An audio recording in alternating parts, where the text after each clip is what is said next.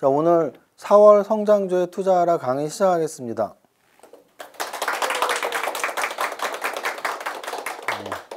강의를 하게 된 이정윤 세무사고요.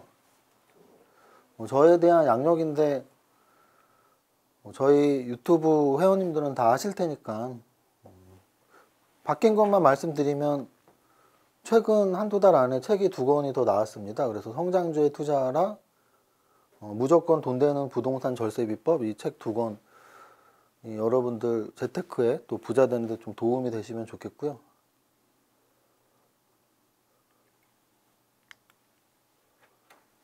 슈퍼개미 이세무사 TV 채널 구독자 수가 20만이 진짜 되게 힘드네요. 근데 약간 구독자 수 한계를 느끼긴 하지만 또 주식시장의 흐름하고도 분명히 연관이 있거든요. 그래서 저도 뭐 주식 관련 책을 4권이나 써봤고 또 유튜브를 지금 1, 2년 하고 있지만 요 좀 흐름이 있어요. 주식 지수와 좀 연결되는, 주식 시장이 좋으면 책도 많이 팔리고 유튜브 구독자도 늘고, 주식시장이 좀 안 좋으면 당연히 정체되고, 그래서 올해 1, 2월 달 많이 좀 이렇게 빠졌죠, 지수가. 그래서 구독자 좀 정체인데 올해 연말 안에 뭐 20만 또는 30만 가면 좋겠네요.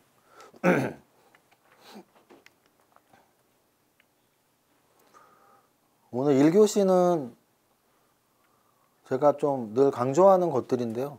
몇 달째 보신 분들은 몇 달째 똑같은 목차를 보실 수 있어요. 근데 그 목차의 사례는 늘 달라지고, 또 하나는 이게 좀 이렇게 인이 바뀌어야 되거든요. 인이 바뀌어야지 실행도 되는데 겉핥기로만 저런 거 지난달에도 말했는데 그럼 뭐예요? 하나도 안 지켜지는데. 왜 안 지켜지는지 아냐면, 저는 자주 말씀드렸지만 일주일에 이렇게 한두 분 개별 상담을 받을 때가 있어요. 우리 회사 연구원 분들이 상담을 하시는 그런 와중에 이제 제가 이렇게 한두 분 할 때가 있는데, 이렇게 제가 말하는 것들을 지키는 분들은 한 20분 중에 1분 정도 되는 것 같네요. 무슨 뜻이냐면 대부분의 분들이 자기가 종목을 왜 샀는지 기억도 못하고, 늘 말씀드리잖아요. 종목이 한 50개씩 있고 그 50개를 왜 샀는지 모르고 50개는 대부분 마이너스를 찍고 있어요. 대부분이 그래요. 제 강의를 들으신 분들은 절대 그렇게 하지 않을 거거든요. 그래서 강의를 한번 듣고 지난달하고 똑같은데? 그럼 지금 계좌를 보세요. 계좌를 보고 업종별 분산이 잘 되어 있는지, 또는 플러스 종목이 더 많은지, 안 그렇다면 또 열심히 들으셔야죠. 제가 이 5단계를 어찌 보면은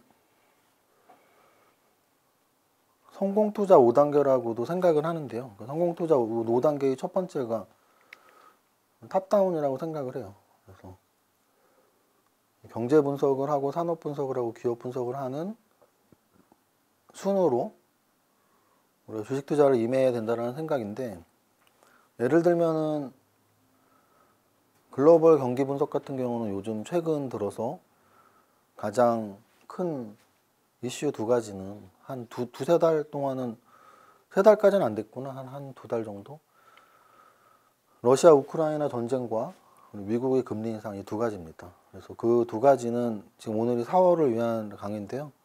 4월장에도 가장 큰 이슈가 명확하죠. 정말 또 다른 그 2가지보다 더 큰 문제가 생긴다면 제가 보기에 1월달 같은 급락이 또 올 수도 있죠. 왜냐면 그 2가지만도 벅찬 상태니까. 근데 그 2가지보다 더 심한 거는 나올 확률은 거의 제로입니다. 그래서 그 2가지만 지켜보시면 되고요. 그래서 제가 3월달 방송하면서 가장 많이 썼던 단어가 있어요. 빼따꼼필리라고. 그 단어는 불어고 기정사실 이런 뜻이라고 하죠. 그리고 책에는 가장 유명해진 이유는 앙드레 코스톨라니 책에 나온 단어고요. 저는 근데 진짜 불가사의한 게, 우리 부자학교, 오늘 우리 오프라인 몇 분 초대한 분들이 다 부자학교 학생들인데, 이번 첫 독후감 숙제로도 앙드레 코스톨라니의 돈 뜨겁게 사랑하고 차갑게 다뤄라로 결정을 했지만, 저는 그 책을 정말 한 2000년대 초반에 본 것 같은데, 초판 1세가 있어요. 저는 초판 1세가 있고 또 재판 몇 세 이렇게 해서 한 3번을 샀는데, 지금 1위하는 책이, 최근 한 2달 동안 1위하는 책이 앙드레 코스톨라니 그 책이고요. 책값도 싸요. 13,000원인가? 왜냐면은 개정판이 아니거든요. 2015년인가? 한 7년 전께 지금 아직도 1등을 하고 있다는 게 대단한 거죠. 정말 대단한 스테디셀러예요. 그래서 제가 생각하기에 우리나라 분들이 가장 많이 산 책이 여태까지는 피터 린치의 월가의 영웅이었는데 왜 그게 최근에 1등하는지 모르겠어요. 왜냐면 몇 년 전까지는 피터 린치 책이 훨씬 순위에 많이 있었고 앙드레 코스톨라니 책이 그렇게 순위 탑10 안에 든 적이 별로 없었거든요. 그래서 제 생각엔 아무래도 빼따꼼뿔이라는 용어가 많이 요즘 쓰이고 있고 전쟁 때문에 러시아 우크라이나 전쟁 때문에 좀 그 책에는 그분이 2차 세계대전 겪은 이야기가 막 써 있어요. 그래서 제가 늘 말하는 간접 경험. 우리는 전쟁을 안 겪어봤지 않나요? 근데 그 책을 보면 전쟁을 겪은 주식 투자자들의 현명한 주식 투자자의 이야기가 나오니까 그래서 최근에 계속 1등을 하는 게 아닌가 그런 생각을 합니다. 그래서 그럼 4월 달에도 결국은 장세 판단을 함에 있어서는 그 두 가지 러시아 우크라이나 그 다음은 금리예요. 근데 이 두 가지는 저는 그렇게 뭐 큰 문제가 될 것 같지는 않다라는 게 저희 지금 현재의 소견입니다. 물론 뷰는 언제든지 달라질 수 있어요. 만약에 너 뷰 틀렸잖아. 그 말하는 사람이 틀린 거죠. 그럼 뷰가 다 맞으면 그 사람은 100조가 아니고 1000조 경까지 있어야 돼요. 그잖아요. 뷰가 계속 맞는 사람은 경까지 재산 있어야죠. 뷰는 결국은 50% 플러스 알파만 맞는 거예요. 그걸 인정하는 게 현명한 사람이고. 그래서 저 같은 경우는 일단 4월 달에 왜 그래도 뭐 그다지 나쁘진 않을 것 같다라는 생각을 하는 게 뭐 러시아 우크라이나가 뭐 더 심화될 확률은 그렇게 높진 않다고 봐요. 딱 악재는 다 나왔으니까 뭐 원자력 발전소 쪽에다 폭탄도 쐈어. 뭐 핵전쟁 어쩌고 협박도 한번 했어. 뭐 유가도 막 급등도 한번 했었어. 원자재가 엄청 올랐어. 그래서 더 뭐 심화될 게 남아 있을까? 결국은 마무리되는 국면으로 흘러갈 수밖에 없지. 시간이 약이지 뭐 이런 생각 들고. 두 번째는 금리 인상인데요. 금리 인상은 일단 FOMC가 5월 초입니다. 5월 4일인가? 그러면 4월 달에는 일단 없잖아요. 그게 좋은 거지. 4월 달에는 없어. FOMC 금리가. 5월 달에 있어. 그럼 이제 5월 달에 있으니까 조금 아직은 좀 남아있는 기간이 텀이 좀 남아있고 또 하나는 무슨 0.75를 하고 뭐 2를 하고 이게 아니잖아요. 0.25 아니면 0.5야. 둘 중에 하나예요. 둘 중에 하나. 0.25면 완전히 해피한 거고 0.5면 뭐 이 정도예요.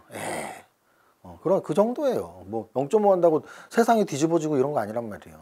어차피 예상했던 정도에서 둘 중에 뭐지? 0.5면 좀 한 번에 좀 빨리 가는 건데 정도예요. 그래서 그 정도라면 3월 달의 재료 그 두 가지 가장 글로벌 이슈인 두 가지는 큰 악재는 아니다라는 생각이 들고요. 반면에 이제 뭐 크게 오를 위치도 또 아닌 거죠. 특히나 3월 달 반등이 좋았기 때문에. 유튜브에서 그 말씀 많이 드렸죠. 1월은 급락, 2월은 조정, 3월은 반등 이렇게 했는데 반등 나왔잖아요. 코스닥 뭐 6, 7% 반등 나왔으면 많이 나온 거죠. 절반 반등했거든요. 1월 달 한 15% 빠진 거에 절반 정도. 그래서 뭐 4월 달은 좀 쉬어가야 되지 않나 싶은 마음이 있습니다. 그래서 4월은 제가 보기엔 옆으로 가는 게 가장 모양새도 나쁘지 않다. 안 빠지면 돼요. 이 정도 상태에서는 옆으로만 가고 안 빠져도 다시 또 5월달에 기회가 있기 때문에. 왜 5월달 기회는 언제겠어요? FOMC 끝난 다음에. 늘 재료라는 건 앞둘 때 불안한 거야. 다 끝나자마자. 그래 뭐였어요? 3월달에 FOMC 금리 인상 0.25 했을 때 미국 날라갔잖아요. 그리고 우리나라도 그날부터 올라갔거든요. 그래서 제가 보기엔 4월은 좀 눈치 보기, 5월 초에 오히려 FOMC 끝나면 다시 또 주가 오를까? 뭐 이런 시나리오는 생각하고 있습니다. 제가 이런 시장 시나리오를 생각하는 이유는 저는 선물 옵션을 하기 때문이에요. 그래서 제가 장담하는데 우리나라의 어떤 유튜브 전문가들 중에 저보다 선물 옵션 잘하는 사람 없어요. 그 얘기는 저보다 시장 판단을 잘하는 사람 없다는 얘기예요. 종목을 잘 보는 사람 있겠죠. 저보다 가치 투자 더 잘하는 사람 있을 겁니다. 저보다 스케줄 매매 잘하는 사람 있을 거예요. 근데 제가 알기로 유튜브에서 10만 넘는 분 중에 선물 옵션 강의하는 사람 없는 걸로 알고 있는데 뭐 몇천 명 수준에 있을지 몰라도. 그래서 어쨌든 장세 판단은 저처럼 선물 옵션을 하는 사람은 늘 시나리오를 구상하거든요. 지수로 돈을 버는 사람이니까. 그런 얘기를 말씀드리고 싶습니다. 탑다운을 하면 좋은 점은 아까 제가 말씀드렸죠. FOMC 앞두고 눈치 보다가 또 끝나면 좀 5월달에 괜찮아지지 않을까 이런 그런 시나리오들을 계속 생각하면서 좀 큰 틀에서 통찰력이 길러질 수 있습니다. 그 다음 좋은 거는 포트폴리오 짤 때예요. 왜냐면 포트폴리오를 짤 때 제가 굉장히 강조드리죠. 삼성전자랑 SK하이닉스 둘 다 갖고 있지 마라. 네이버, 카카오 둘 다 갖고 있지 마라. 현대차, 기아 갖고 있지 마라. 둘 다 같이. 셀트리온하고 셀트리온 헬스케어 같이 갖고 있지 마라. 그게 바로 포트폴리오 개념을 모르기 때문이다. 이런 말씀 드리잖아요. 근데 탑다운을 하면 그렇게 하라고 해도 안 하지. 왜? 업종을 먼저 선택하니까. 업종을 선택해서 내가 좋은 업종 8개를 선택했어. 그 업종의 탑100 종목 하나씩 선택했어. 그러면 8종목을 사면 당연히 업종이 겹쳐지지 않죠. 근데 탑다운을 안 하고 버텀업을 하니까 얘도 좋아 보이고 쟤도 좋아 보이고 쟤도 좋아 보이고 좋아 보이는 거 다 사니까 삼성전자도 사고 삼성전자 우선주도 같이 사고 현대차도 사고 기아차 같이 사고 뭐 이런 현상이 나오는 거예요. 선택과 집중은 우리 경제학의 기본이에요. 우리는 희소한 자원을 갖고 있기 때문에 선택과 집중을 해야 돼요. 그래야 최대의 경제 효과가 나오거든요. 돈도 제한되어 있고 우리의 연구 시간도 제한되어 있으니까 당연히 탑다운 방식이 유리합니다.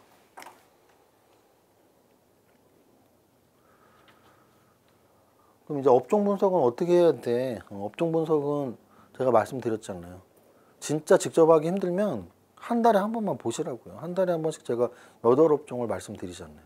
오늘도 8업종을 말씀드릴 거고 지난달에도 했었고 심지어 제가 쓴 성장주에 투자하라 책에도 8업종이 있고 8업종을 하는 이유는 딱 하나예요. 제가 8자를 좋아하기 때문에. 만약에 제가 10자를 좋아했다면 10종목을 했을 텐데 제가 8자를 좋아합니다.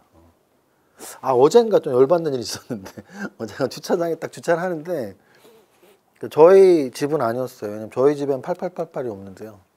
어딘가 갔는데 뭐 백화점 같은 데 갔는데 제가 주차하는 맞은편에 8888이 있는 거야. 차종도 제 차랑 완전히 거의 비슷한 차종에 8888이 있어갖고 갑자기 승부욕이 돋았습니다. 다음 차는 꼭 8888을 뽑아야지. 제가 자주 말씀드리는데 제가 전화번호랑 제 차 여태까지 차 번호 한 3개 정도 8이 3개거든요. 뭐 8288, 뭐 3888, 뭐 8588 이런 식으로 8이 3개인데 4개짜리는 한 번도 해본 적 없어요. 4개짜리 하나 있다. 키움증권 계좌가 8888입니다. 그런데 차 번호 8888 보고서 어쨌든 업종 분석은 제가 한 달에 한 번씩 8개 산업을 제시하니까 그거 보시면 돼요. 근데 내가 픽을 하고 싶다. 어떻게 픽할 수 있냐? 증권사 리포트 열심히 보시거나 또는 뉴스 같은 걸 이렇게 자주 보면 돼요. 뉴스를 자주 보면 요즘 이런 업종이 좀 주목해야겠구나 이런 게 좀 눈에 들어올 때 있어요. 가장 최근에 한 2달 정도는 로봇이 신문에 제일 많이 나왔어요. 삼성전자가 한대, 현대차가 뭐 주총에 1층에 로봇을 깔았었대, LG전자 구광모 회장이 로봇 진짜 좋아한대, 뭐 이런 게 기사에 자주 나오잖아요. 그래서 기사를 보면서 요즘 어떤 산업에 대한 이야기가 많은지 그걸 좀 보시면 좋고요. 그러면 시장 전체를 보고 업종을 봤다면 그 업종에서 제일 좋은 종목을 골라내야 되잖아요. 업종 내에서 예를 들어 내가 2차 전지 산업이 진짜 좋다고 판단을 했어요. 그 2차 전지에서는 K배터리 완성 제조업체만 해도 3개가 있죠. LG 에너지 솔루션, 삼성 SDI, SK이노베이션. 그리고 또 뭐 코스닥 쪽에서 이제 소재 부품주로만 와도 뭐 첨보, LNF, 에코프로비엠 같은 것도 있고 그 밑으로도 굉장히 많단 말이죠. 그럼 그 중에서 뭐를 살까? 그게 바로 종목 분석이잖아요. 그러면 그 중에 뭘 살면 되냐? 세무대표도 좋고 차트도 좋고 재료도 좋은 종목을 사. 이거예요, 이거.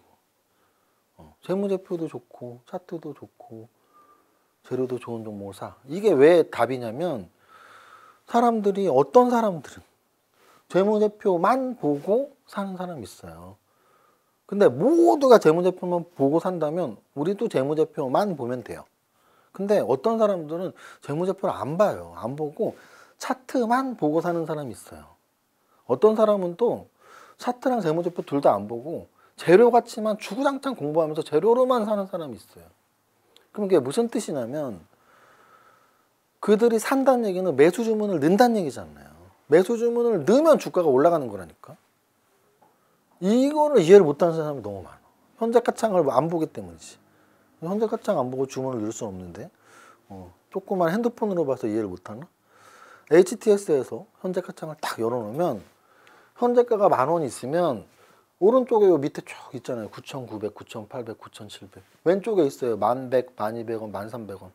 왼쪽에는 나 내 물건 팔 거야. 오른쪽에는 나 이 주식 사고 싶어. 이 주식 사고 싶어가 계속 주문을 올리면 주가가 올라갈 거 아니에요. 그럼 이 주식 사고 싶어가 그 사람들이 왜 주문을 넣냐고요? 아까 말씀드렸잖아요. 어떤 사람들은 와, 이 회사 재무제표 진짜 좋다. 어떤 사람들은 와, 이 회사 차트 진짜 좋네.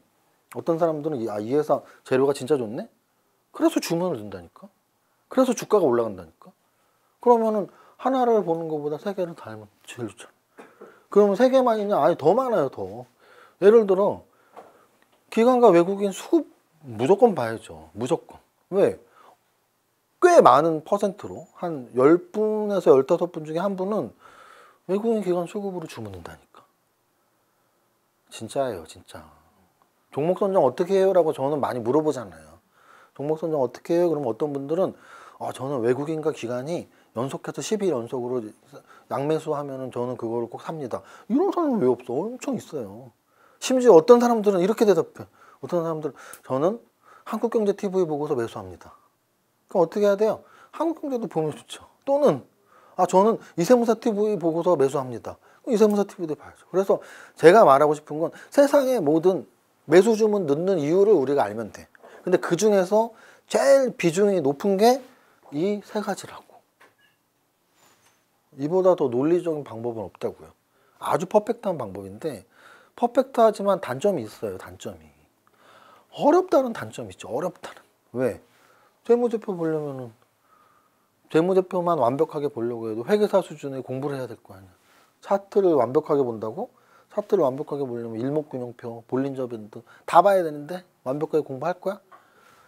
재료를 완벽하게 본다고? 하루에 공시가 몇 개고 신문 기사가 몇 개고 리포트가 몇 개가 나오는데 이 세 가지를 완벽하게 보려면 주식 공부를 한 5년을 산에 가서 해서 나와서 하루 24시간을 이것만 봐야 돼.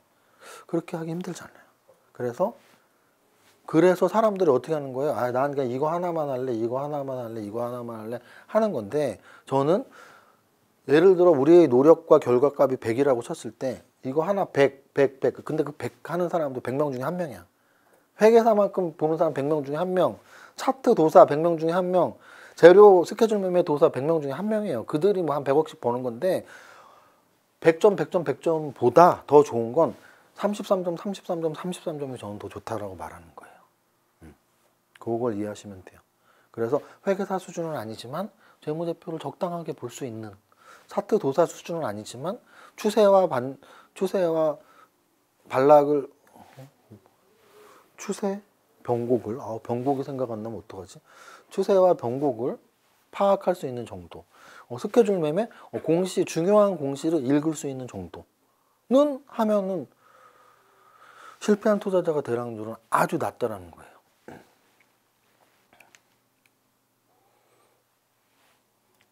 그리고 또 하나는 33점씩 세 가지를 다 하는 게 좋다라는 말을 또 달리 말하면 안 하면 안 돼. 셋 중에 하나를. 재무제표를 안 하면 어떻게 돼요? 재무제표 안 하면 진짜 여러분이 살 때 저는 망한 사람 많이 봤거든요. 망했다는 얘기는 뭐예요? 1억을 넣었는데 빵원 됐어요. 5억을 넣었는데 빵원 됐어요. 또는 빵원 아니면 뭐예요?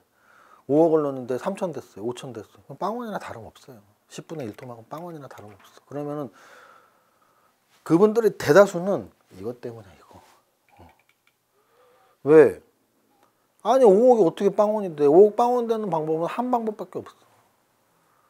내가 어디서 듣고 몰빵한 거야. 근데 몰빵했는데 아무것도 모르고 한 거죠. 근데 그게 상장 폐지된 거예요. 그렇게 아니고선 빵원 될 확률이 없어. 삼성전자 사서 빵원 되겠어요? 현대차 사서 빵원 되겠어? 그냥 어디 개별 잡주 올인해서 빵원 되는데 그 개별 잡주가 하필이면 자본 잠식 기업이었던 거지. 상장 폐지됐던 거지. 재무제표만 볼 줄 알면 된다니까. 그러면 빵은 안 돼. 재무제표 보면 빵은 안 돼요. 또 하나는 분산투자하면 빵은 안 돼. 그 다음 차트를 안 보면 어떻게 돼요? 엄청 고점에 물리는 거지. 차트에서 제가 유튜브에서 제일 강조드리는 게 있잖아요. 음봉의 대량 거래는 그냥 도망가라. 근데 거기서 사고 있어. 그것도 바닥에서 10배 올랐는데 그런 사람이 있다니까 진짜. 바닥에서 10배가 막 올랐는데 음봉의 대량 거래가 나왔어. 그 음봉의 대량 거래량이 뭐냐면 당일 고점 대비 한 20% 빠졌을 거야. 우와! 와, 이거 5만 원에 오늘 아까 고점 5만 원 찍었는데 4만 5천 원이야. 그러면서 뭐 점심시간에 밥 먹으면서 막 그래. 야, 그거 아까 5만 원 찍었는데 4만 5천 원 지금 사면 괜찮지 않냐? 근데 알고 봤더니 3개월 전에 3천 원짜리였던 거야. 3천 원짜리가 5만 원에서 4만 5천 원인데 좋다고 밥 먹으면서 다 그 돈을 사고 있어. 근데 그게 거기서 멈추겠냐고. 다시 5천 원 내려올 수도 있잖아요. 그럼 차트를 보면서 너무 고점은 피하면 되잖아. 또는 역배열들, 완전 역배열로 5년 동안 하루도 못 올랐어. 5년 내내 빠져. 근데 또 야, 그거 진짜 싸지 않냐? 5년 전에 5만 원이었는데 지금 5천 원이야. 5년 전에 5만 원인데 지금 5천 원 사면 뭐해? 내일 모레 상장 폐지인데. 5년 동안 왜 빠졌겠어? 종목이 그지 같으니까 빠졌겠지. 그지 같으니까 상장 폐지 시켜야지. 재료는 뭐예요? 이제 재료도 좀, 이제 재료 분석을 안 하면 사실은 큰 손해는 안 나. 근데 이제 기회비용이 많이 발생합니다. 이런 대사들이 많아요. 특히 저는 질문을 많이 줘요. 세무사님, 이 종목 진짜 좋은 종목 아니에요? 재무제표 보니까 진짜 좋아. 퍼가 5밖에 안 돼.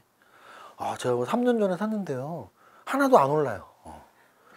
하나도 안 올라. 왜? 3년 전에도 퍼가 오고 지금도 퍼가 오거든. 3년 후에도 퍼가 오일 확률도 높을걸? 그냥 저포주가 그런 애들이 있어요. 시장에 관심이 하나도 없는. 시장 참여자들이 관심이 하나도 없고 그냥 혼자 우량한 애가 있어. 그거 사면 뭐해? 3년 동안 그 자리인데. 그래서 좀 시장에서 좋아할 만한 재료도 있고 차트도 너무 고점도 아니고 역배열도 아니고 재무제표도 자본 잠식도 아니고 적자 지속도 아니고 아닌 것만 골라내도 안 망한다니까. 제가 방금 말한 거 그 종목들이 아닌 것만 사도 돼. 맞는 걸 사지 말고 그 종목들, 야, 얘는 이런 건 아니구나. 어떤 게 아니냐면 시장에 관심 하나도 없어. 뭐 3년 동안 리포트도 하나 안 나왔고 거래 대금도 막 5천억짜리가 막 5천만 원 이런 거 있어.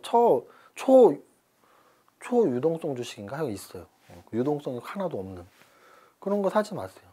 또는 차트가 10배 올랐는데 막 음선 한 번 나온 거. 그게 뭘 싸 보여. 어제보단 쌌지만 3개월부터 아직도 10배 올랐는데 너무 오른 거. 또는 매일 역배열, 5년 동안 역배열 사지 마세요.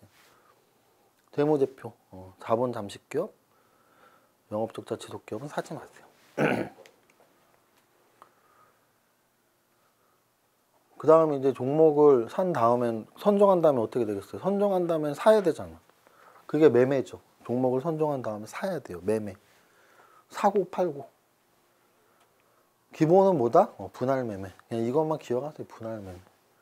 언제 사야 돼요? 3분의 1씩 사고 싶을 때. 그게 제일 정답이야. 언제 사? 종목 선정할 때 사는 거죠. 지금 사야 돼요? 그럼 자꾸 물어보면 귀찮아. 오늘 사고 내일 사고 내일 모레 사요. 그럼 되잖아. 코스트 에버리지 효과도 누릴 수 있고. 매도도 마찬가지예요. 매도 하고 싶을 때 하세요. 매도하고 잘 모를 것 같은데 모르는데 그럼 한 달 있다 하고 2달 있다 하고 3달 있다 하세요. 제일 편한 거야. 나는 그러니까 고민하지 말라고. 어려워하지 말고 그냥 하고 싶은 대로 하라고. 하고 싶은 대로. 근데 대신 한 번에 사지 말고 3번에 사고 한 번에 팔지 말고 3번에 파세요.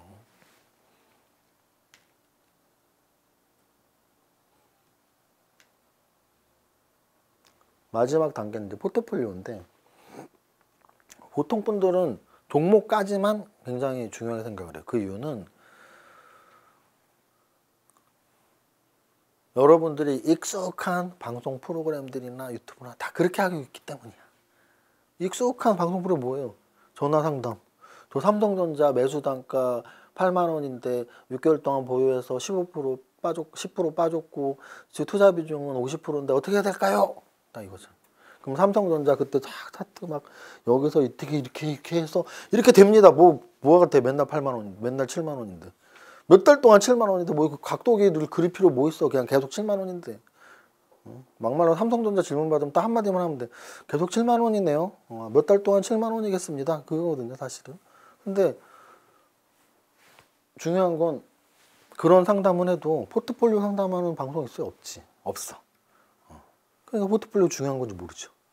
그럼 포트폴리오 상담을 왜 안 해요? 두 가지죠.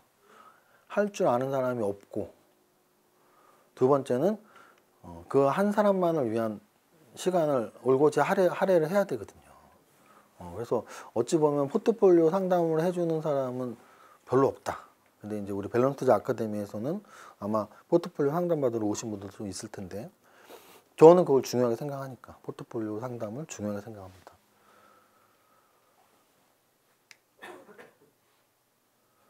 포트폴리오를 이렇게 할 때 가장 중요한 건 업종별 비중이에요. 아까도 말씀드렸지만, 만약에 내가 1억을 하는데 나는 공격적으로 하고 싶어. 그럼 한 3개로 나누면 되잖아. 그럼 3개의 업종을 사라고. 3개의 업종에, 그 각 업종에 뭐 1개씩으로 3종목. 또는 5개 사고 싶어? 5개의 업종을 사라고. 5개의 업종에 5개의 탑픽 종목을 선정하면 돼요. 또 하나는 포트폴리오 지금 당장 열어보세요. 이 두 가지만 봐도 여러분들이 주식 잘하는지 못하는지 안다니까. 이 두 가지 지금 체크해 보세요. 제 말이 틀린가. 만약 여러분들 계좌 딱 깠는데 50종목 이상이다. 별로 못하는 사람이야. 왜? 겁나거든. 자신도 없고. 그냥 이것도 사고 저것도 사고 저것도 사고 그냥 여기 귀가 그냥 팔랑귀야. 저거 좋대? 좋대. 그래서 50개도 넘어 종목이. 그 다음 두 번째는 이거는 진짜 못하는 사람. 뭐 10개를 갖고 있건 20개를 갖고 있건 갖고 있는데 갖고 있는 보유 종목이 다 마이너스야. 진짜 못하는 사람. 상식적으로 생각해보세요. 상식적으로. 왜 못하는 사람인지.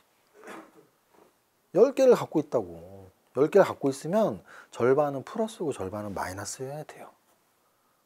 그잖아요. 진짜 벼락 맞을 만큼 나쁜 확률의 운이 나쁜 사람이 아니면 10개를 사면은 5개는 오르고 5개는 내려야 돼. 적어도 4개는 오르고 6개는 또는 3개는 오르고 7개는 떨어져야 된다고. 근데 10개가 떨어졌어. 그건 팩트고 현상이잖아. 그 이유를 생각해야 될 거야. 10개가 왜 다 떨어져 있지? 이 사람은 정말 똥손인가? 똥손 아니야. 살 때는 똥손이 아니었어. 결과값이지. 그럼 왜 그렇게 남았을까요? 100%지. 뭐가?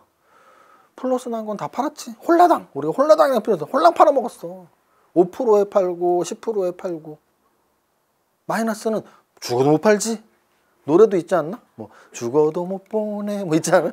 마이너스는 죽어도 못 보내. 그러니까 마이너스는 5% 떨어진 거, 10% 떨어진 거, 20% 떨어진 거, 50% 아주 다양한 수익률로 있어.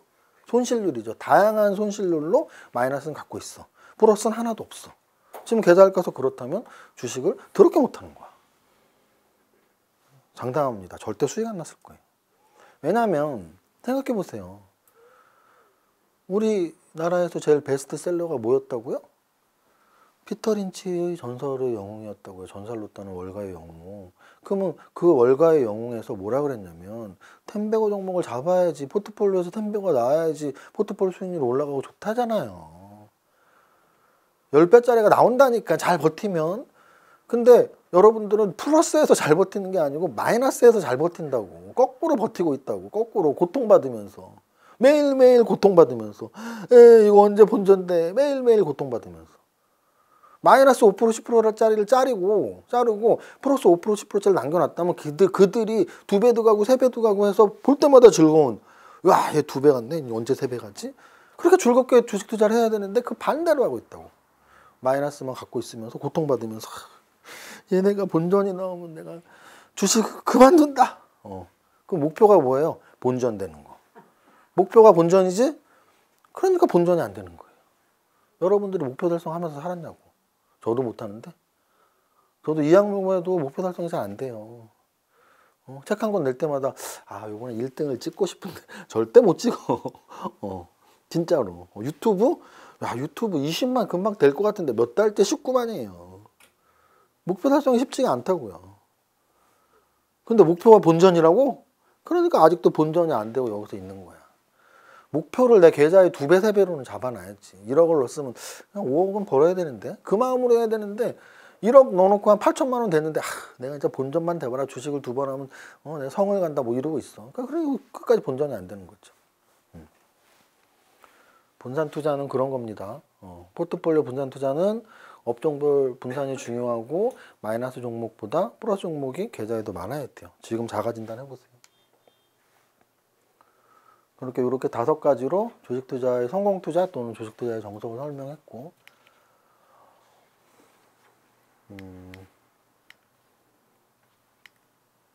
요거는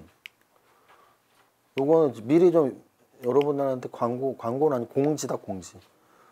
오늘 보시는 분 중에 이제 부자학교 학생분들이 또 한 250분 정도 되니까 유튜브 보시는 분 중에 우리 수업이 8회 중에 1회가 부자의 공식, 2회가 초보자가 알아야 할 상식, 이제 3, 4회가 정보, 4, 5, 6회가 가격, 7, 8회가 가치예요. 이런 거 베이스로 할 거예요, 수업 시간에. 어떻게 정보 분석으로 종목 선정을 하고 가격 분석으로 하고 가치 분석으로 하는지 실전적인 거 많이 보여드릴 겁니다. 숙제도 내드릴 거고. 숙제 미리 말씀드릴까? 숙제 이런 거겠죠? 숙제 이런 거죠. 주간 탑 30 직접 탑백, 주간 탑백 분석해라. 그런 거. 한번 해봐요. 이게 얼마나 재밌고 뼈가 되고 살이 되는지. 해보면 알아, 해보면. 해봐야 알아. 해봐야 이게 진짜 재밌고 이거 하면 내가 돈을 벌 수 있구나. 해보면 알아. 이런 거 숙제. 차트, 자동으로 전 종목 보기 숙제. 전 종목 보면서 정배열에 이쁜 차트 10개씩 쓰기 숙제. 해보면 알아요. 전 종목 보는 게 한 2시간만 투자하면 되고 2시간 동안 전 종목을 보면 차트 이렇게 보는 거구나 안다고. 안 해보니까 모르면 안 해보니까. 이런 건 숙제 그렇겠죠. 조건검식 만들어 오기. 근데 이 조건검식을 만들면 한 10종목으로 스크리닝이 돼야 돼. 조건검색식 만들었는데 100종목이 나와? 그럼 그건 조건검색식도 아니에요. 조건검색식 하면 적어도 10개, 5개 이렇게 추리는 거. 그거 숙제. 이런 거 숙제 내줄 거예요, 나중에. 자, 이제 4월 성장산업. 성장산업이라기보다는 어쨌든 4월에 주목해야 될 관심산업 8개입니다. 8개 중에 순서대로 시작하겠습니다. 먼저 반도체 관련주예요. 반도체 관련주는 성장주에 투자하라 책에도 1번으로 있고요. 제가 웬만하면 강의할 때 1번은 반도체 관련주예요. 왜냐하면 우리나라 주식시장 또는 우리나라의 산업 구조가 그렇잖아요. 삼성전자, SK 하이닉스 비중이 워낙 큰 산업 구조라서 우리나라 투자의 포트폴리오 관점상 반도체 하나 넣는 건 어찌 보면 당연한 거예요. 무슨 뜻이냐면 기관 투자자들이 펀드 같은 경우는 특히 시장 추종 같은 경우는 시장 추종 펀드 같은 경우는 결국은 우리가 뭐 패시브 펀드라고 하죠. 그러면 그 시가총액의 비중으로 투자를 해야 되잖아요. 그러면 삼성전자, SK 하이닉스 등 반도체 비중이 가장 크겠죠. 가장 큽니다. 마찬가지로 개인 투자자들도 시장 추종은 아니지만 반도체를 빼면 소외받을 수가 있어요. 무슨 뜻이냐면 삼성전자만 가는 장 또는 반도체만 가는 장이 오거든요. 근데 내 포트폴리오에 하나도 없으면 소외를 받아. 그래서도 하나는 꼭 넣어줘야 되고요. 또 하나는 실제 성장 산업이에요. 우리나라뿐 아니라 미국에서도 미국의 시가총액 상위에서도 엔비디아가 최근 얼마나 많이 올랐어. 엔비디아만 봐도 정말 성장 산업이에요. 그래서 기존의 메모리 반도체보다는 꼭 비메모리 반도체 쪽으로 4차 산업에서는 결국은 메모리보다는 당연히 비메모리니까 그쪽으로 좀 이렇게 중심을 두면 좋을 것 같고, 한국 소부장 업체들은 구조적이고 장기적으로 성장한다. 소부장 업체가 구조적이고 장기로 성장할 수밖에 없죠. 왜? 우리나라는 삼성전자가 있으니까. 삼성전자 없다면 저 정도 안 됐을걸요. 그리고 여기 보면 이익 기울기가 기본적으로 생산업체 압도 이렇게 써 있는데 정말 접어주들이 꽤 있어요. 반도체 쪽에는. 그래서 제가 업종별로 그런 구분을 많이 하잖아요. 어떤 업종은 재무제표 안 봐도 돼. 어떤 업종은 그래도 저퍼에서 한 퍼 10 미만도 꽤 있어요 라고 말을 하는데, 반도체는 성장성도 있고 퍼도 10 미만인 애들이 꽤 있어. 정말 좋은 산업이에요.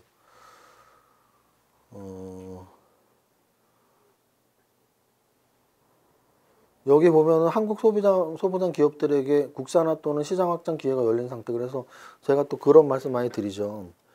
그러니까 반도체 종목을 고를 때는 우상향 추세의 종목도 꽤 있고 재무제표상에서 저퍼도 꽤 있으면서 그 저퍼가 심지어 매출액이 증가하고 영업이익률도 높은 애들도 꽤 있고 또 마지막으로 여기에 있는 기업 가치, 기업 소개 설명할 때 국산화 요런 쪽 또는 시장 점유율 1위 요런 쪽 키워드가 있는 애들은 그냥 사놓고 중장기 투자해도 충분합니다. 그래서 반도체 쪽에서 소부장 중장기 투자 가능한 애들이 꽤 있다. 그리고 또 하나는 제가 이 말은 정말 제가 나갔던 모든 방송, 뭐 815 김 작가를 포함한 모든 방송에서 삼성전자와 SK 하이닉스에 대한 질문을 받잖아요. 그럼 저는 늘 그래요. 그 둘보다 소부장이 좋아요라는 말 정말 많이 해요. 정말 많이. 정답 아니에요. 지금 삼성전자 작년 1월달 고점 아직도 못 뚫고 아직도 못 뚫는 게 뭐야. 그때 95,000원까지 갔던 게 지금 70,000원인데 뭘 뚫기는. 제가 그때부터 그랬어. 아 이거 뚫으려면 2, 3년 걸릴 것 같은데요. 안 믿더라고. 뭐 삼성전자가 무슨 10만원 20만원 금방 가는 줄 알아. 절대 안 그래요. 주식이 무슨 500조짜리가 1000조 되고 2000조 될 줄 알아. 삼성전자 애플이야? 안 그렇다고요.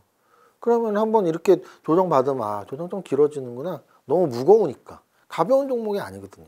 근데 반대로 뭐 5천억짜리 1조짜리 반도체 중에는 막 신고가 근처에 있는 애들이 있잖아요. 그래서 여러분들이 좀 시가총액의 크기에 대해서 좀 고민을 해볼 필요가 있어요. 시가총액이 100조짜리, 10조짜리, 1조짜리, 1000억짜리가 어떻게 움직이는지에 대한 고민을 좀 하셔야지 그냥 뭐 삼성전자 갖고 있으면 되지. 딱 7만 전자에서 딱 본전 되겠다. 본전. 사이덜당은 본전했겠네요. 그래서 제 생각엔 역시 포트폴리오를 분석하면 돼요. 그러니까 무슨 뜻이냐면 내가 정말 삼성전자가 좋아? 그러면 한 5분의 1 사세요. 5분의 1 또는 8분의 1 사시라고. 근데 나 그냥 삼성전자 하나만 살래? 그거는 좀 주식 투자자는 아니야. 저는 주식 투자자라고 하지 않아요. 삼성전자 하나만 뭐 10년 갖고 있다? 그럼 주식 투자자는 아니죠. 주식 투자는 아니고 그냥 금 사놓는 거랑 똑같아요. 선택을 하지 않는 금을 사놓는 거랑 삼성전자 사놓는 그런 개념으로 이해하시면 돼요. 주식 투자는 포트폴리오를 구성을 해서 거기에서 어떻게 위험을 낮추고 수익을 높이느냐의 게임인데 그걸 다 포기한 거거든요. 두 번째, 제약바이오는 계속 저는 이제 최근 작년 아마 가을쯤부터 제약바이오를 넣었다 뺐다를 했어요. 근데 넣었다 뺐다를 하면서도 저는 코로나 관련주 쪽보다는 신약개발 쪽도 아직은 아니고 그래서 저는 좀 수익이 나는 제약바이오에서도 수익이 나는 애들이 있어요. 의료기기 쪽, 건기식 쪽. 그래서 의료기기 쪽은 또 우리가 성형 쪽, 그래서 성형외과, 피부과, 치과 뭐 요 정도에 플러스 시킨다면 건기식, 건강기능식품. 저는 요 정도를 좀 보고 있어요. 그래서 지난달 이쪽 제약바이오 쪽에서가 아마 MI텍이었나? 근데 걔도 3월달에 이렇게 잘 갔더라고요. 그래서 이쪽이 확실히 좋구나. 계속 그런 생각을 하죠. 그래서 이번 달도 그런 좀 아직까지는 수익이 나는 이쪽 뭐 미용 의료기기 쪽이나 뭐 보톡스 필러 쪽이나 임플란트 쪽. 그냥 아까 말씀드린 딱 그쪽이에요. 성형외과, 피부과, 치과. 반면에 이제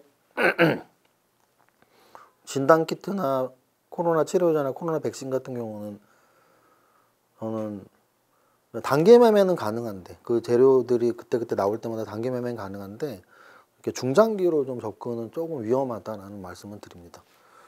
그리고 코로나는 이제 거의 뭐 리오프닝 위드 코로나 시대이기 때문에.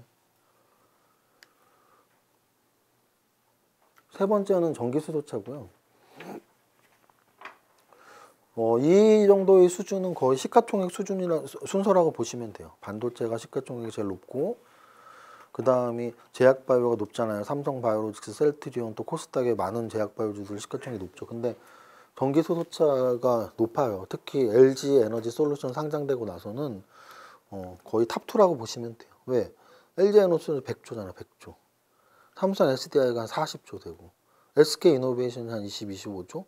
그 세 개 합치면은 뭐 150조, 170조 되잖아요. 그래서 거기에다 그것뿐인가? 저쪽으로 넘어가면 에코프로비엠, 첨보, LNF, 뭐 동아기업, 뭐 또 이쪽에 또 더 있지 SKC, SKIK 뭐 어쩌고 저쩌고 하면은 꽤 많아요. 그래서 전기수소차 쪽은 어찌 보면 그냥 전기차라고만 해도 돼요. 전기차라고만 해도 되는데 우리나라의 특성으로 좀 가끔씩 수소가 나올 때가 있는데 이번에 윤석열 당선인이 수소에 대한 거는 어떻게 접근할지 좀 지켜봐야 되는데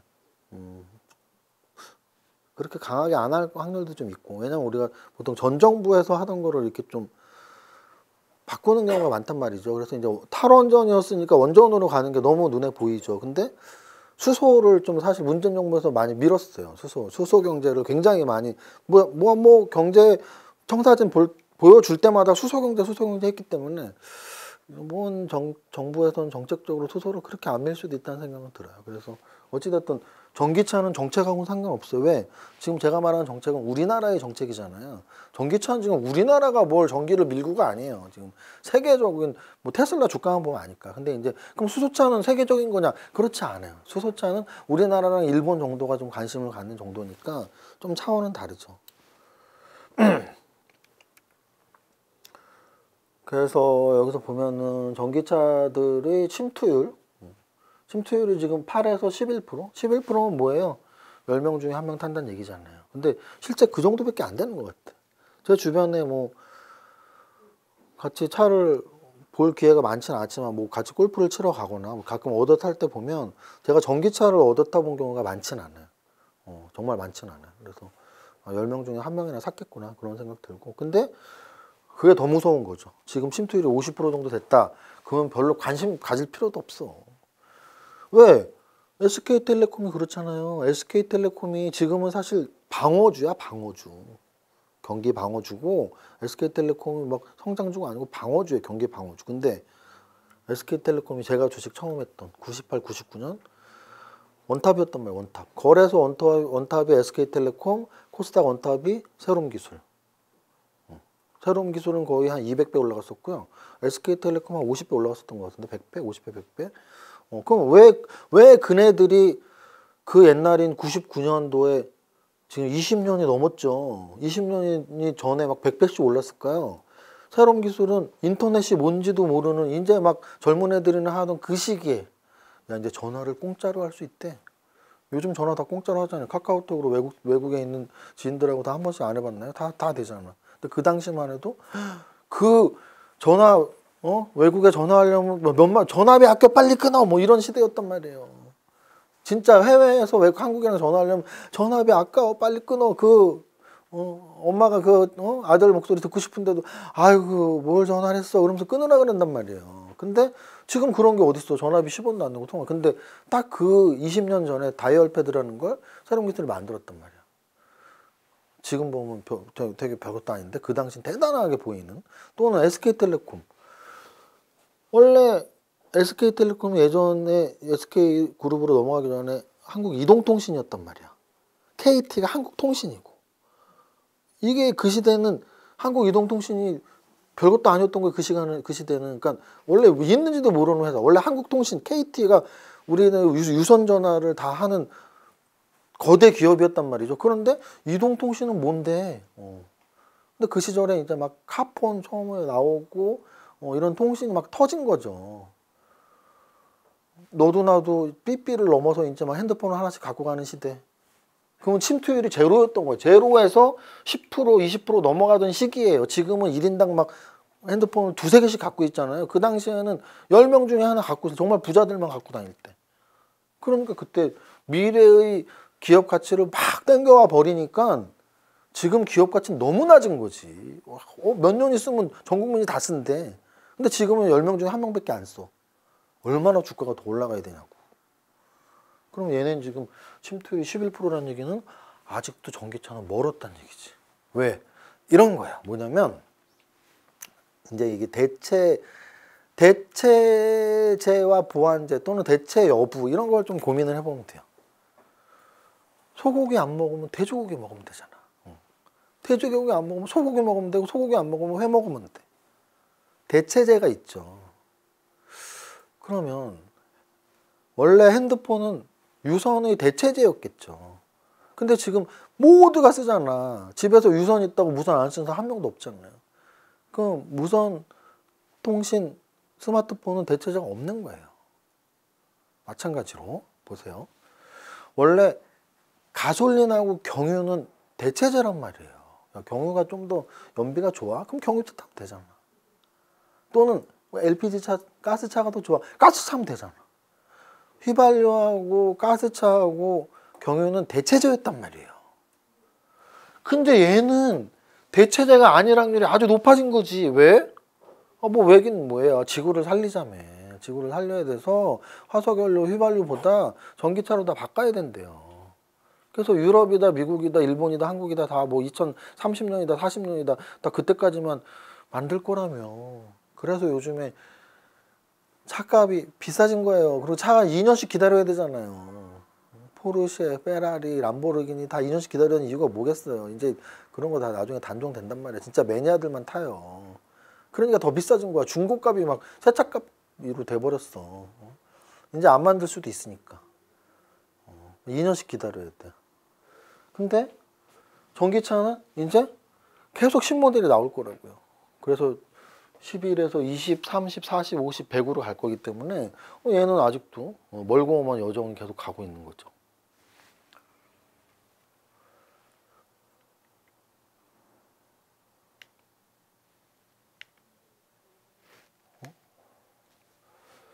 자, 그 다음 자율주행 관련주에서는 이제 방금 전에 전기차가 지금 현재 침투율이 11%인데 뭐 15%, 20%를 가고 있는 중이라면 얘는 자율주행은 침투율이 거의 제로라고 보면 돼, 제로. 근데 뭐 반자율로는 좀 있겠죠. 반자율로는 뭐 아주 미미하게 1, 2%가 있을 텐데 제로에 제로. 근데 그럼 제로면 그냥 제로냐? 아니에요. 얘는 저는 어떻게 생각하냐면 애플을 생각하면 될 것 같아요. 애플. 저는 자율주행을 미래가 딱 애플의 현재라고 생각하거든요. 또는 테슬라의 현재. 무슨 뜻이냐면 지금 현재 시가총액 1위가 애플이에요. 세계에서. 거의 3천조 정도 된단 말이에요. 그러면 우리가 그렇게 자랑스러워하는 삼성전자가 지금 한 410조, 20조니까 거의 뭐 7, 8배고 삼성전자의 거의 7배가 돼요. 3천조면은 47에 28. 그리고 뭐 SK 하이닉스 이런 거 100조도 안 된단 말이에요. 지금 90조. 몇 배겠어요. 10배가 넘어. 한 30배야. 비교가 안 돼, 애플은. 그럼 애플에서 뭐 하는데? 아이폰 만들잖아요. 아이폰 하나로 세계 1위가 된 거예요. 이게 아까 제가 말한 대체 가능성이 있냐 없냐의 문제고 스마트폰 자체가 대체가 없고 새로운 신제품이었죠. 근데 그 신제품 스마트폰 갤럭시 폰은 아이폰은 후발주자였고 뭐 중국에서 지금 만든 거 다 후발주자고 아이폰이 가장 세계인들이 좋아하는 스마트폰을 가장 먼저 만들었고 지금까지도 시장 점유율 1위를 유지하고 있는 거란 말이에요. 근데 시가총액 1위야. 그러면 앞으로 애플을 뛰어넘는 그것도 말해야겠다. 애플 이전에 시가총액 1위가 혹시 어디였는지 아시나요? MS였단 말이에요. 마이크로소프트. MS가 왜? 윈도우를 만들었잖아. 운영체제를. MS 도스에서 윈도우로 넘어오는 이 인터넷 세상을 어떻게 보면 MS가 만든 거잖아요. 없던 거를 새로 만들었는데 세계인이 모두 쓴다. 근데 제일 먼저 만들었고 끝까지 1등이다. 그게 시가총액 1위가 되는 세상이라고요. 그러니까 MS가 1등이었고 지금 애플이 1등이고. 근데 그 1등을 향해서 막 올라오는 애가 있죠. 아직은 갭이 좀 커. 테슬라도 한 1000조 정도 되니까 한 3배 정도 갭이 나는데 테슬라가 지금 시가총액 4위예요. 4위. 애플, 구글, 아마존, 테슬라. 그러면은 테슬라 같은 경우에 어찌 보면은 1위까지 갈 수도 있겠다는 생각이 들죠. 만약에 전기차 진입을 1등을 했으니까 계속 유지를 한다면 5년 후, 10년 후까지. 그러니까 예를 들어 이런 거예요. 다른 회사 뭐 지금 다 진입했으니까 현대, 벤츠, 아우디 뭐 다 진입했잖아요. 그 다 진입한 차들이 경쟁력이 더 생겨서 사람들이 나중에는 아유 뭐 테슬라 차를 타 벤츠가 더 낫지. 남자는 벤츠지 뭐 이런 거예요. 남자는 벤츠지. 그러면서 테슬라를 안 타고 벤츠를 탄다 같은 전기차를 그럼 테슬라 시가총 1위 못 잡지. 근데 아유 전기차는 테슬라지. 그게 계속된다면 테슬라가 1위까지 갈 수도 있죠. 왜? 가격이 다르잖아요. 아이폰은 하나에 얼마야? 뭐 한 1, 200만 원 하나요? 테슬라는 하나에 얼마야? 한 1억을 한다 치면 가격이 얼마 차이예요? 100배 차이야. 100배 차이. 만약에 전기차 시장에서 테슬라가 계속 독보적인 1위를 한다면 세계 시가총 1위가 될 수 있죠. 근데 만약에 다른 자동차 업체의 전기차에 잡아먹힌다면 1등은 안 되겠지. 그런 거예요. 자, 그렇다면 제가 자율주행은 왜 중요하다고 얘기를 하냐면 생각해 보세요. 자율주행차를 1등을 하면 어떻게 되겠어요? 이거는 무조건 세계 1위야. 무조건. 시가총액 무조건 세계 1위. 그래서 현재 시가총액 1위인 애플을 포함해서 시가총액 탑10 안에 라인 안에 있는 애들이 다 자율주행에 뛰어들었단 말이에요. 왜? 1등 먹으려고. 자율주행 잡으면 1등이라니까. 그래서 미국의 빅테크에 있는 애들이 다 뛰어들었잖아. 애플, 아마존, 구글, 테슬라, 인텔 다 뛰어들었잖아. 근데 이제 올해 같은 경우에 작년에 메타버스 쪽에서 호재가 있었던 게 가을에는 페이스북이 메타로 바뀐 게 호재였고 봄에 한 번 있었어요. 5월 달에. 로블록스의 상장이 메타버스의 호재였거든요. 왜? 로블록스가 게임 플랫폼인데 그게 메타버스를 구현한 거란 말이에요. 그 안에서 가상 세계에서 게임을 만드는 사람, 그 게임을 이용하는 사람, 그래서 그런 걸 통해서 돈 버는 사람, 그게 그 로블록스의 세계에 있었던 거죠. 근데 그 로블록스가 작년에 상장됐거든. 상장될 때 온갖 리포트들이 나오잖아. 아, 자율주행 시대가 열린다. 아니, 메타버스 시대가 열린다. 그래서 우리나라 사람들도 그 당시 5월, 6월에 아마 그 전까지 몇 달 동안 테슬라가 순매수 1위였는데 소확개미들의 순매수 1위가 테슬라였는데 로블록스 상장되는 달인가 로블록스가 1위였어요. 제 기억에. 그러니까 이제 그리고 나서 우리나라에서도 메타버스 테마가 팍 바람을 불었지. 그 관점을 생각한다면 요거에 관심을 가져야죠. 모비라이가 지금 IPO 신청했어요. 모비라이 뭐냐면 인텔의 자회사예요. 예상 가치가 60조래. 그럼 얘가 상장되면 또 뭐가 불겠어? 아, 모비라이는 무슨 회사냐? 자율주행에 무슨 기술이 있냐? 어쩌고 저쩌고. 그럼 이제 우리나라 소학개미들이 야, 모비라이는 관심 가져야 돼. 어쩌고 저쩌고. 그럼 이제 우리나라 동학개미들이 야, 그럼 우리나라 관련주 뭐가 있어? 어쩌고 저쩌고. 그래서 자율주행은 제가 보기 올해 상반기에 반드시 관심을 가져야 될 1순위 테마라는 얘기예요. 근데 올해 상반기에는 이런 내용들이지만 1년 후, 2년 후, 5년 후, 10년 후에는 그냥 딱 지금의 애플이나 테슬라를 생각하면 돼. 스마트폰, 아이폰을 만든 애플, 전기차를 만든 테슬라, 자율주행차에 진입하는 아무개. 그 아무개가 3년 후, 5년 후, 10년 후에 탄생한다. 그 아무개가 테슬라일 수도 있고, 애플일 수도 있고, 구글일 수도 있고, 또는 우리나라 기업일 수도 있는 거죠.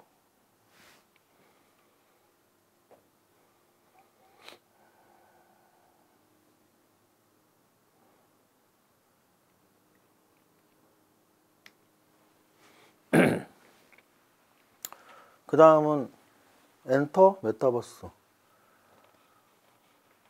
이건 사실 메타버스를 위에 놔도 되고 밖에 놔도 되는데 저는 그냥 같은 거라고 봐요. 하이브가 메타버스를 구현하고 있기 때문에.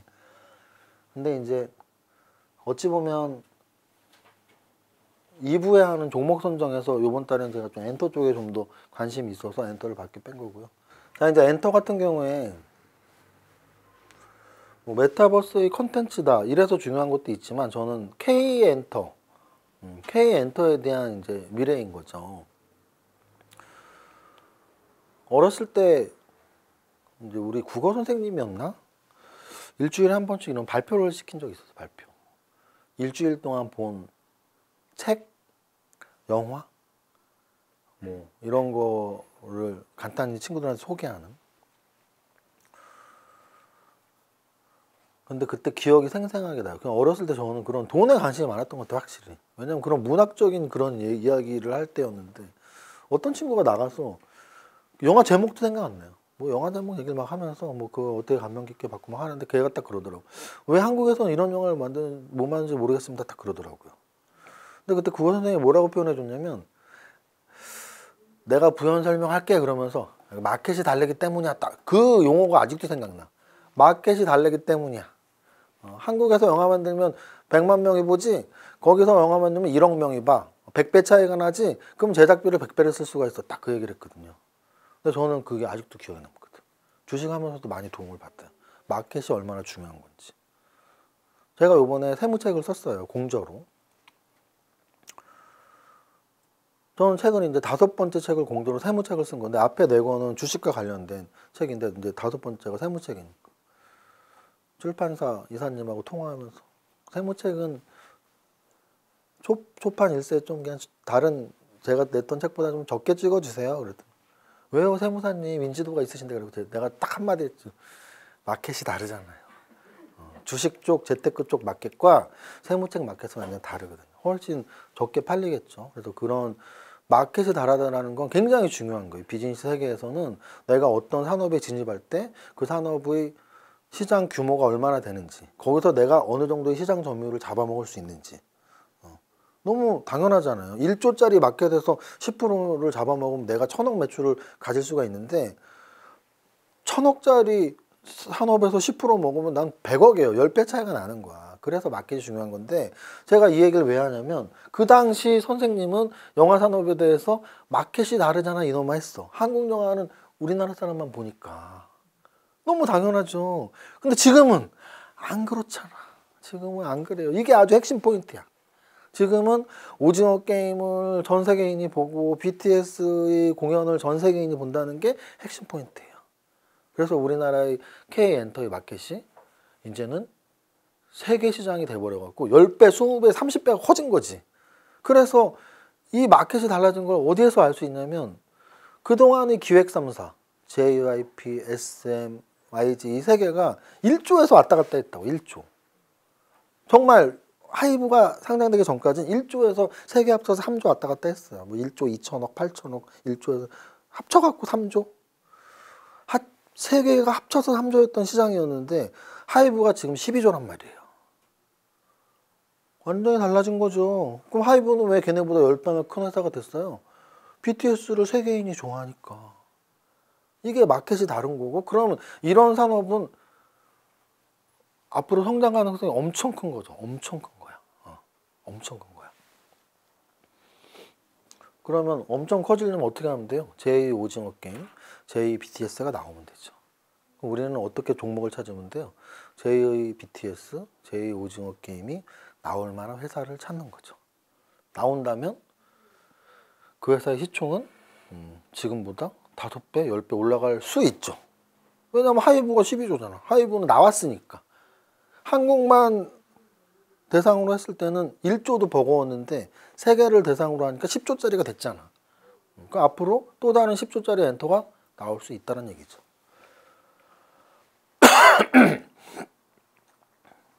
또 하나 플러스 시키자면 리오프닝하고도 관련이 있죠. 왜냐면 BTS 같은 경우 공연 한 번 하면 뭐 10,000명씩 들어온다는데 스테디움에서 10,000명씩 들어온다는데 그걸 못하고 있었잖아요. 그리고 그 부수 효과가 얼마나 크겠어요. 그 들어온 입장 수익에 굿즈 판매 별의별 게 다 있을 텐데 그걸 못했었는데 이제 슬슬 할 수 있다.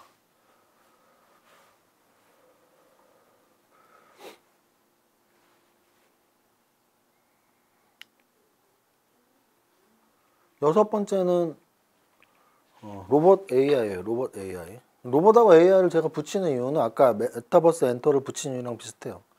메타버스의 컨텐츠가 엔터고 엔터의 그런 연예인들, 아티스트들이 메타버스의 세계로 또 들어갈 것이고 마찬가지로 로봇을 만들려면 AI 기술이 거의 핵심이고요. 또 AI 기술이 로봇으로 구현되는 거니까 그냥 같이 한 몸이라고 붙이고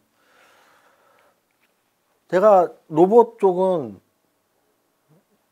하여간 누구보다 빨리 말을 했어요. 작년 거의 가을, 겨울부터 삼성전자 전부터 저는 말을 했으니까 LG전자가 모바일 쪽 접고 로봇으로 들어가네요. 또 현대가 보스턴 다이내믹스 인수했네요. 근데 이제 작년 한 12월인가 삼성전자가 이제 불을 지핀 거죠. 그럼 게임 끝난 거잖아요. 삼성, LG, 현대가 한다고?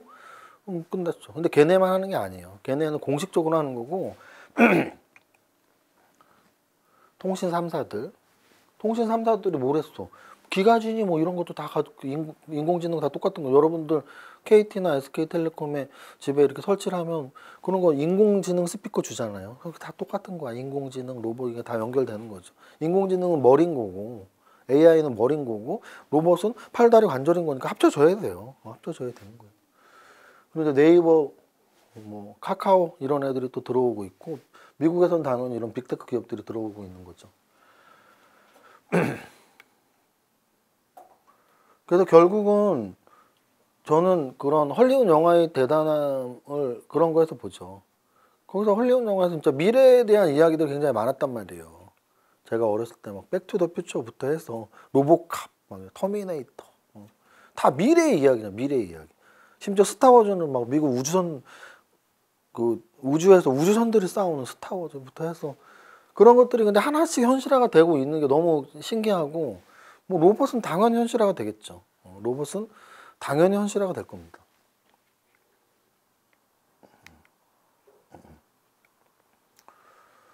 다음으로 7번째는 이제 여기는 사실은 제가 이제 성장대 투자라는 이름으로 강의를 하지만 그리고 제가 낸 책 성장대 투자라는 정말 성장산업 8개만 꼽아놨지만 매달하는 이 성장주의 투자라의 강연에서는 사실 한두 개는 성장주보다는 요번 달에 좀 관심 가져야 돼. 이런 것들이 있어요. 근데 그 두 가지가 이제 7번째, 8번째인데요.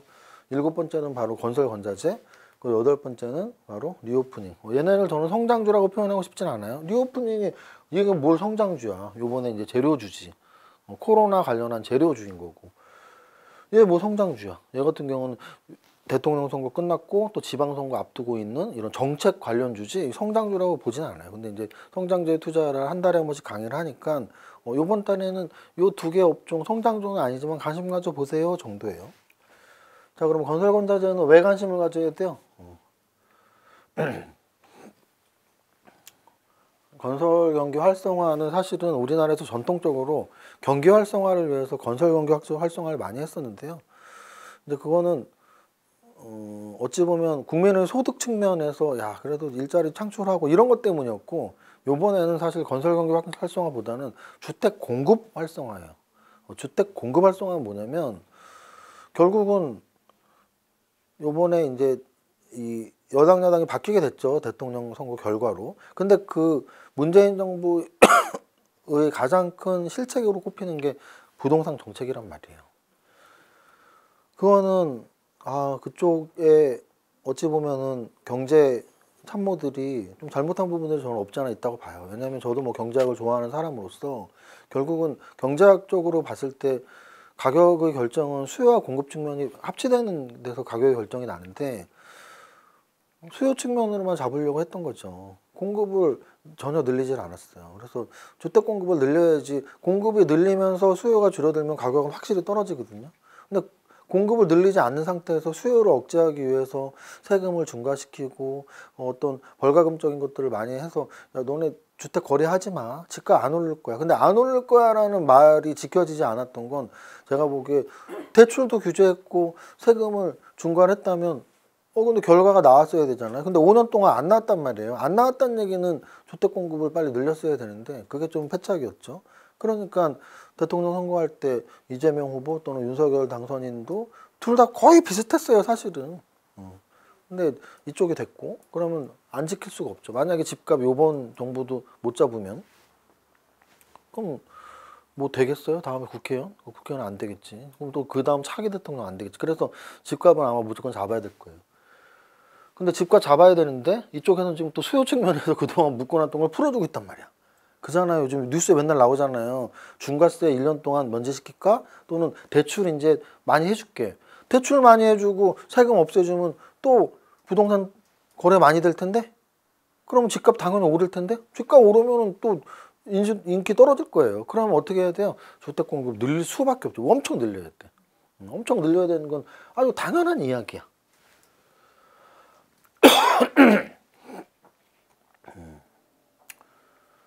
그래서 건설 경기 또는 건자재. 그래서 실제로 오늘 기준이 지금 4월 2일 토요일인데 4월 1일 시간의 거래에서 NX, 이건창호 어쩌고 저쩌고의 건자재들이 막 10% 올랐어. 왜? 뭐 그런 뭐야 인수위원회에서 또 그런 거를 하나 말을 했던데 정책을 이런 주택 공급 정책을. 그러니까 결국은 지금 이슈는 주택 공급을 얼마나 많이 할 건지니까 당연히 이쪽이 부각될 수밖에 없고 거기서 플러스 그냥 인수위원회 활동만 있다면 뭐 언제 사그러들지 모르는데 저는 6월 1일 날 지방선거는 이제 불을 겪는 거죠. 이제 선거운동 해봐요. 서울시장, 경기도지사, 뭐 부산시장, 대전시장 하나 할 거 없이 지방 발전 공약을 말할 거란 말이에요. 대통령 선거에서는 뭐 국방도 얘기해야 되고 외교도 얘기해야 되고 그중에 경제도 얘기하고 교육도 얘기하고 하는 건데 지방자치단체장에서 뭔 국방을 얘기하고 외교를 얘기해. 지역 발전을 얘기해야 되잖아요. 지역 발전이 이런 거라고요. 우리 동네에 댐 지을게요. 우리 동네에 교량할게요. 도로 질게요. 뭐 전철 놓을게요. 어쩌고 저쩌고에 플러스 우리 동네 다 갈아엎고서 재개발할게요. 재건축할게요. 다 풀어줄게요. 그래서 오세훈 서울시장이 지난번에 됐을 때 키워드가 그거였잖아요. 재개발이었죠. 재개발. 서울 재개발. 그래서 어느 구 모든 구가 다 재개발 많이 됐죠. 강북 쪽에. 그래서 뉴타운이라는 이름으로 굉장히 이제 인기를 끌었었죠. 그러면 이번에는 안 그렇겠냐고. 지금 부동산이 가장 핵심인데 부동산 때문에 대통령도 바뀌었는데 지방자치단체는 오죽하겠어요. 그러니까 이제 그런 얘기가 많이 나올 것이고 그래서 건설건전지에 관심을 가져야 된다. 여덟 번째는 리오프닝 관련주입니다. 리오프닝 관련주는 지금 우리가 느끼고 있어요. 피부로. 제 기억이 맞겠죠. 코로나 후유증으로 좀 건망증이 심해졌지만 아마 맞을 거예요. 한 1월 달까지 2명 밥 먹을 때가 있었어요. 그때 제가 식당, 이 강남 맛집 제가 좀 평소에 못 가던 데를 많이 갔습니다. 왜?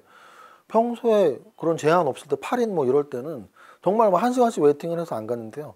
2인 제한하니까 웨이팅이 없어. 왜? 우리는 밥을 둘이서 잘 안 먹거든. 왜냐?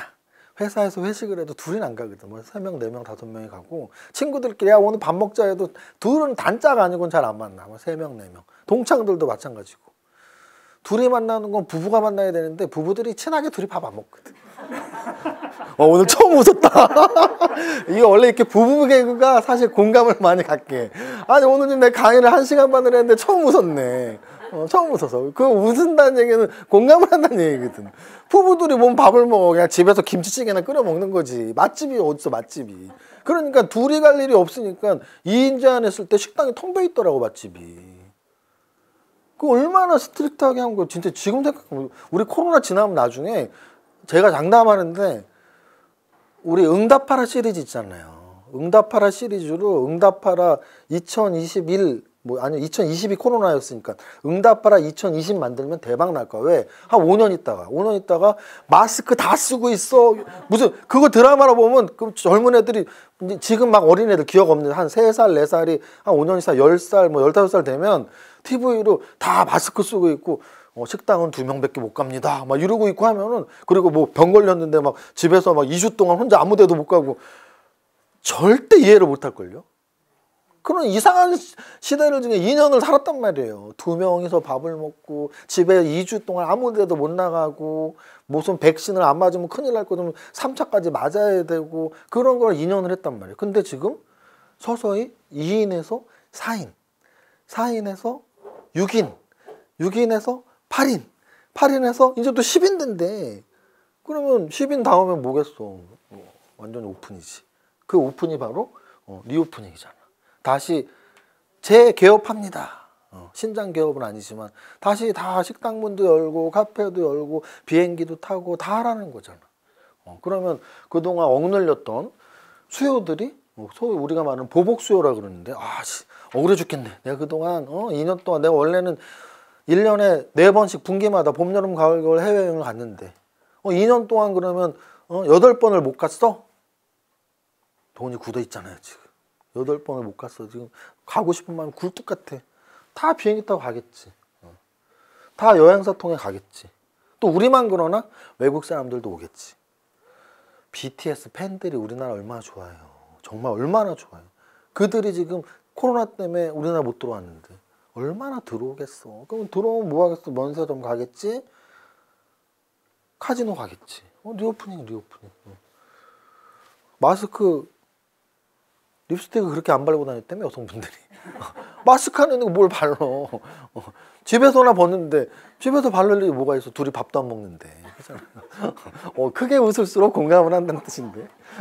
자, 그래서 화장품, 특히 색조 화장 같은 경우는 이제 더 앞으로 많이 하게 될 거라고 하네요. 그래서 우리나라 내부 수요에서는 색조 화장, 또는 이제 외부 수요에서는 아무래도 중국 마켓이죠. 그래서 중국인들이 와서 많이 사줬으니까 그 수요가 이제 다시 리오프닝 되는 거죠. 화장품.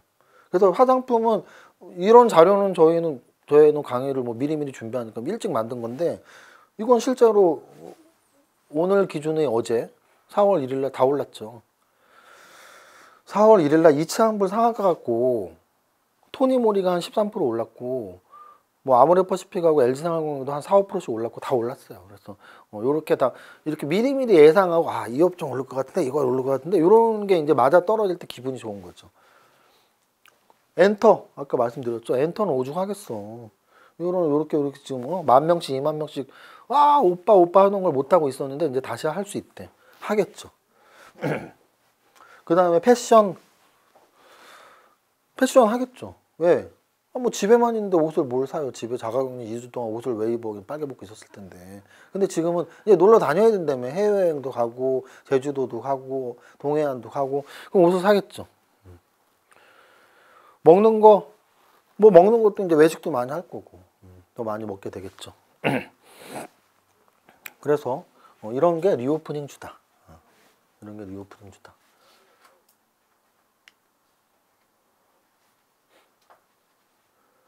저희 회사 이미지 광고로 이렇게 신문에 매일은 아니고 일주일에 한 번씩 매일경제 화요일에 한 여태까지 20번, 30번 정도 했는데, 가장 최근에 했던 이미지 파일이네요. 슈퍼개미 이정윤이 매일 실전으로 주식 가르쳐 드립니다.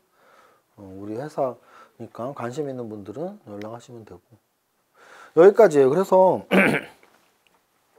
오늘 1부에서는 복습을 하자면 일단 주식에서의 기본 성공 투자 전략 저는 5가지로 꼽는 게, 첫 번째는 시장 좀 전체적으로 보고 그 다음 업종, 그 다음 종목, 그걸 탑다운으로 라고 얘기를 하잖아요. 그래서 탑다운으로 분석하라. 이게 1단계. 두 번째 단계는 그럼 탑다운으로 할 때 그러면 업종이 중요하다는 얘기잖아요. 업종을 어떻게 판단하는지, 어떤 업종이 좋은지 리포트도 보고 신문기사도 보고, 이게 두 번째였고, 세 번째는 업종이 선정됐어. 업종이 선정됐으면 그 업종에서 어떤 종목이 좋은지 종목 선정을 해야 되는데, 종목 선정을 할 때는 바로 3박자에 의해서 하라는 얘기죠. 3박자. 그 세 번째. 네 번째는 종목 선정한 다음에는 뭐예요? 사고 팔고. 종목 매매는 어떻게 해야 되는지, 가장 키포인트는 분할 매매 해라. 5번째, 종목 하나가 중요한 게 아니라 종목의 묶음이 중요하다. 왜? 한 종목 사고 올인하면은 언제든지 망할 수 있거든요. 근데 10종목 사면 절대 안 망해요. 우리는 돈 벌려고도 하지만 안 망하려고도 해야 돼요. 워렌 버핏 할아버지가 그랬잖아요. 주식 투자의 첫 번째 원칙은 잃지 않는 거라며. 잃지 않는 거에 안 망하는 거. 이거 포트폴리오야, 포트폴리오. 그래서 결국은 제 생각에는 이 5단계를 잘 지키면 되는데, 제가 이렇게 좀 이렇게 상담 오신 분들 보면 5단계를 지키기는커녕 이 종목을 왜 샀는지도 모르고 포트폴리오 분산 효과를 잘 누리지도 못하고 자꾸 계좌에는 자꾸 마이너스만 꽉 차 있고, 그래서 좀 이걸 한 달에 한 번씩 계속 세뇌를 시키고 싶다. 그래야지 여러분들의 행동이 바뀌는 거지. 어중간히 알아도 절대 안 돼. 뭐 골프 스윙을 한두 번 봤나? 골프 치는 사람들 아마 유튜브로 골프 스윙 매일 볼걸? 그잖아요. 프로 스윙을 1000번은 봤을 거야. 1000번. 그러면 내 폼이 프로가 되나? 택도 없죠. 그런데도 그냥 매일매일 연습하는 거잖아요. 마찬가지로 주식을 이렇게 해야 된다는 걸 모르는 분은 아예 제끼고, 알아도 잘 안 돼. 그러면 그래도 한 달에 한 번이라도 계속 주지시키고 싶은 거죠. 저는 주지시켰고, 그래서 1교시에서 이런 기본적인 내용을 했고, 그 다음은 이제 8개의 산업 어떻게 픽을 했는지 그 근거들, 첫 번째는 우리나라 산업 1위인 반도체 산업. 소부장이 훨씬 좋다. 삼성전자보다 소부장이 훨씬 좋아요. 그리고 국산화 또는 비메모리 쪽 성장성. 두 번째는 제약바이오였죠. 제약바이오는 코로나 관련주 또는 신약개발 쪽보다는 의료기기 쪽, 그래서 성형외과, 치과, 피부과 또는 건강기능식품 쪽 영업이익률이 높고 성장성이 있는. 세 번째는 2차 전지. 2차 전지도 역시 배터리 완성품 쪽보다는 좀 반대쪽 급부가 좀 더 좋아요. 그리고 또 하나는 전기차의 지금 시장 침투율이 아직도 멀었다. 그래서 2차 전지 끝났어요? 이런 질문에 저는 언제나 조정은 있지만 끝나지 않았다. 물리더라도 성장주의 물려라가 전기차에도 정확히 적용이 된다는 거. 네 번째는 자율주행이었죠. 그래서 자율주행은 지금 우리나라가 아니고 세계의 빅테크들, 심지어 세계의 시총 1위인 주구장창 스마트폰, 아이폰 하나만 만들었어도 시가총액 1위를 찍고 있는 애플이 굳이 다른 데 눈독을 왜 들여? 1위를 지키기 위해서죠. 자율주행을 뺏기면 무조건 1위 뺏기거든요. 그래서 자율주행 쪽, 그리고 또 인텔의 모비라이 상장도 같이 엮여 있다는 거. 그 다음이 다섯 번째가 이제 메타버스 엔터였죠. 그래서 엔터 같은 경우에는 특히 메타버스 쪽보다 이번 달은 엔터라고 제가 말씀드렸는데, 엔터는 리오프닝에도 관련 있고, 특히 K엔터 같은 경우는 제2의 BTS, 제2의 오징어 게임이 반드시 나올 것이고요. 마켓이 달라졌다. 마켓이 달라졌다는 얘기는 그동안 기획 3사가 1조였는데 하이브가 12조라는 걸 보면 알 수 있습니다. 세계로 가면 공이 하나 더 붙는다고 보시면 돼요. 자, 그 다음 여섯 번째는 로봇이었죠. 그래서 삼성전자가 들어오면 게임은 끝났다. 로봇 산업은 우리나라에서 중추적인 성장 산업이 될 것이고요. 그래서 로봇은 특히나 그 중추적인 성장 산업 중에서도 일단은 반도체, 디스플레이, 자동차 이쪽 산업용 로봇 쪽이 1차적으로는 먼저 움직일 거예요. 왜냐면 직결되니까. 근데 2차적으로는 생활용 로봇으로 이제 내려갈 겁니다. 그래서 그렇게 로봇까지 보시고, 이제 나머지 두 개는 성장 산업은 아니지만 4월에 관심 가지면 좋겠다.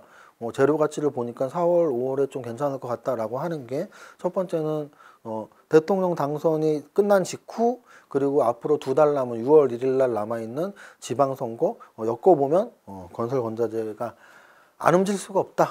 그게 7번째로 선정한 건설건자재 이유고요. 마지막 8번째는 리오프닝. 지금 2년 동안 우리가 10년 후에 아이들한테 야 그때는 마스크 끼고 다녔어. 안 믿을걸.